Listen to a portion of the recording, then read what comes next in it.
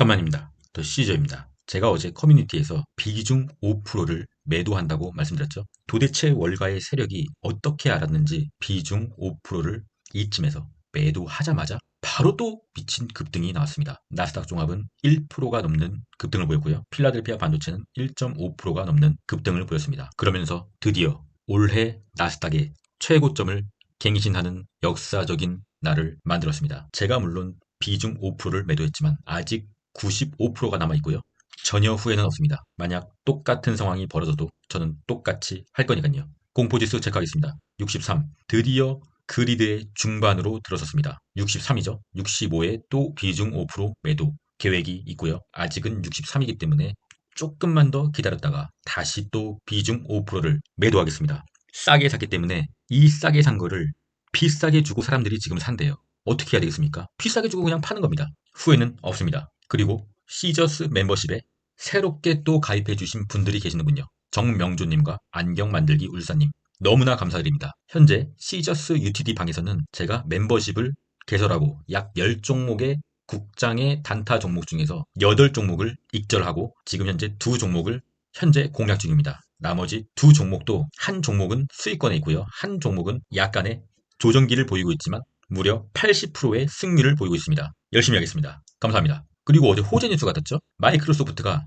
신고가를 또 갱신한 이유를 살펴보니 샘 올트먼, 오픈 AI의 최고 경영자죠. 샘 올트먼이 바로 마이크로소프트에 합류한다는 엄청난 호재 뉴스가 떴습니다. 때문에 마이크로소프트는 2% 넘게 급등을 하였고요. 2% 넘게 급등한 게 문제가 아니라 오픈 AI, 챗 GPT의 기술을 그냥 거저로 들여오게 되는 거죠. 바로 이분이죠. 샘 올트먼이 마이크로소프트에 합류한다는 엄청난 호재 뉴스가 떴습니다. 여러분, 증시가 안 좋을 때는 악재 뉴스를 기다렸다는 듯이 내고 증시가 좋으면 또 기다렸다는 듯이 호재 뉴스가 연달아 터집니다. 그러면서 주가는 끝을 모르고 달리게 되죠. 하지만 이 또한 끝은 있습니다. 두 번째 뉴스입니다. 10월 경기 선행지수 전월 대비해서 0.8% 하락, 매우 짧은 침체 전망이죠. 호재죠. 침체가 오긴 오는데 매우 짧게 지나간다는 것입니다. 경기 선행지수는 19개월 연속으로 하락했고 경기 침체는 매우 짧게 침체인 듯 아닌 듯 지나갈 거라는 예상입니다. 역시나 호재 뉴스죠. 도대체 증시가 바닥을 길 때는 뭐 하다가 이제서야 이렇게 호재 뉴스가 터지는지 원래 주식이란 그렇습니다. 그리고 오늘 밤 장이 끝나고 내일 아침이죠. 우리가 잠에서 깨어날 시간. 엔비디아, 우리의 마지막 희망. 나스닥의 구분응선. 엔비디아의 실적 발표가 있습니다. 시장 참여자들은 은근히 기대하는 눈치죠. 엔비디아가 실적이 좋게 나오고 가이던스 또한 좋게 나와서 현재 증시의 상승을 더 높게 이끌어줄 거라고.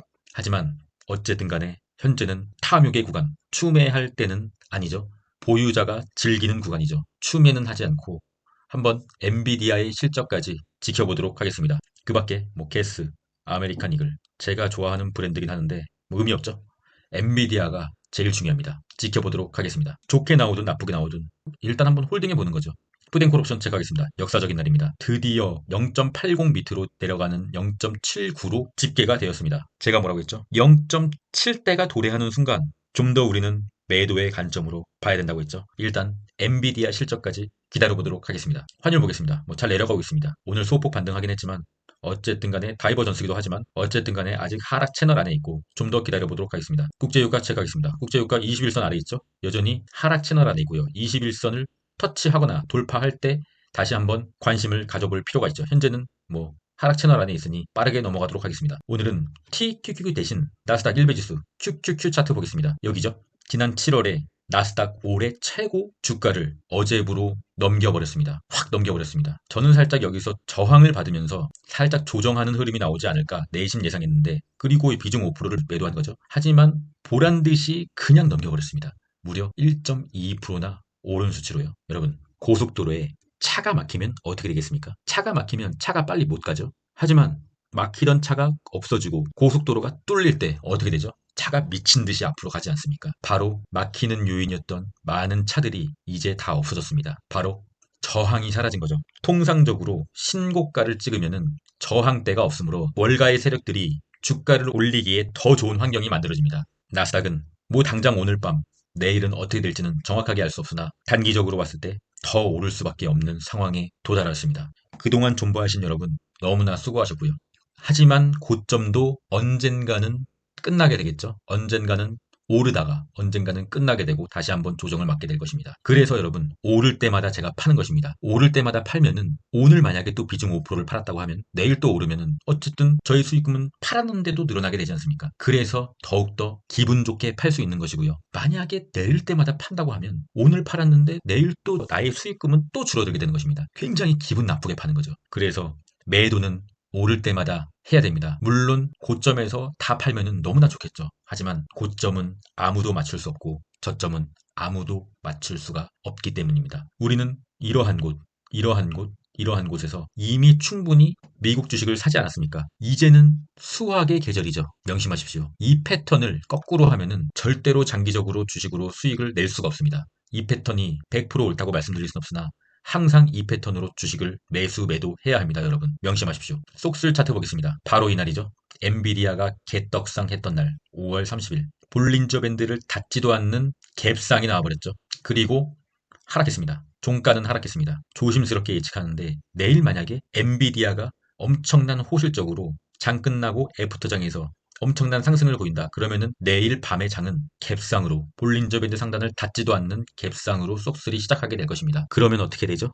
미친 듯이 쏙슬에 달려들어야 되나요? 아닙니다. 부분 익절을 실시해야 되는 날이 되겠습니다. 또한 숏을 눈독 들이고 있는 자들은 아주 단기적으로 하루 이틀 정도 보시고 숏을 타도 되는 자리가 만들어집니다. 바로 볼린저 밴드 상단을 닿지도 않는 갭상이 쏙슬에서 발생했을 경우에 말입니다. 한번 지켜보시자고요. 어쨌든 엔비디아의 실적은 좋게 나와야 됩니다. 불주 차트 보겠습니다. 불주, 황제, 떡상해라. 넘어가겠습니다. 그럼 숏, 속스 S와 SQQQ 차트 보겠습니다. 스토캐스틱 K값이 D값을 아래에서 위로 터치했죠. SQQQ도 마찬가지입니다. 스토캐스틱 K값이 D값을 아래에서 위로 터치했습니다. 이제는 오늘 당장 조정이 나와도 전혀 아무렇지도 않은 차트입니다. 마냥 희망회로에 젖어 있을 때는 서서히 끝나가고 있을지도 모른다는 거죠. 그리고 키움 전사들의 일간 순매수 상황입니다. 도대체 뭐 하다가 숏만 계속 사다가 롱이 이렇게나 오르니까 이제서야 속수를 사기 시작하네요. 마이크로소프트 신고가 찍었는데 이제 사고요. 엔비디아 신고가 찍었는데 이제 사고요. 이래서 개미들이 항상 잃는 거예요. 지금은 보유자의 영역이고요. 지금 이제서야 속수를 엔비디아 마이크로소프트를 산다고요? 도대체 왜 이렇게 하는 거죠? 도저히 이해가 안 가요. 좀 화가 날라 그러네. 이렇게 또 고점에서 단타 치다가 또 물려가지고 한 달 뒤에 뭐 1, 2주 뒤에 또 물려가지고 물 탄다 뭐 이렇게 할 건가요? 제 영상 보세요 그냥. 제 영상 보시고 좀 냉정하게 주식을 하자고요 여러분. 비트코인 차트 일본 보겠습니다. 비트코인 흐름 좋습니다. 넘어가겠습니다. 이더리움 차트 보겠습니다. 엄청난 장대 양봉 후에 조정을 마치고 21선 터치하고 안정적으로 올라가고 있습니다. 홀딩합니다. 주식은 이렇게 하는 거예요. 코인도 이렇게 하는 거고요. 단타를 치다간 하루 이틀 수익에 취하고 또 물린다니까요. 추세를 보고 주식이든 코인이든 하시자고요. 우리가 1, 2% 먹자고 뭐 2, 3% 먹자고 이렇게 힘들게 멘탈이 흔들리면서 이렇게 우리의 피 같은 돈을 함부로 굴릴 순 없지 않습니까? 차트를 보고 추세를 파악하고 제대로 주식이든 코인이든 투자해 보자고요. 이더리움은 비트코인이 다시 한번 오르고 이더리움의 턴이 온다고 하면 다시 한번 알트코인들이 날아오른다고 보고 있습니다. 인내하시고 홀딩하면 될 것 같습니다, 여러분. 코인의 공포지수입니다. 71. 제가 뭐라고 했죠? 75에서 80에서 우리는 매도한다. 인내를 갖고 조금 더 기다려봅시다. 마지막은 주식 명언으로 마무리하겠습니다. 현명한 투자자는 낙관주의자에게 팔고 비관주의자에게 산다. 공포지수가 저점을 갱신할 때마다 고통을 억누르면서 사고 공포지수가 오르면 팔면 됩니다. 공포지수가 오를 때 그동안 비관을 보이다가 이제서야 낙관을 보이는 투자자들에게 단타쟁이들에게 조금씩 조금씩 오를 때마다 우리의 주식을 조금씩 조금씩 나눠주면 되는 것입니다. 벤자민 그레이엄 워렌 버핏의 스승이죠. 워렌 버핏을 가리킨 벤자민 그레이엄이 이렇게 한다고 하면 이게 맞는 것입니다. 여러분. 그럼 끝까지 하겠습니다. 이상입니다.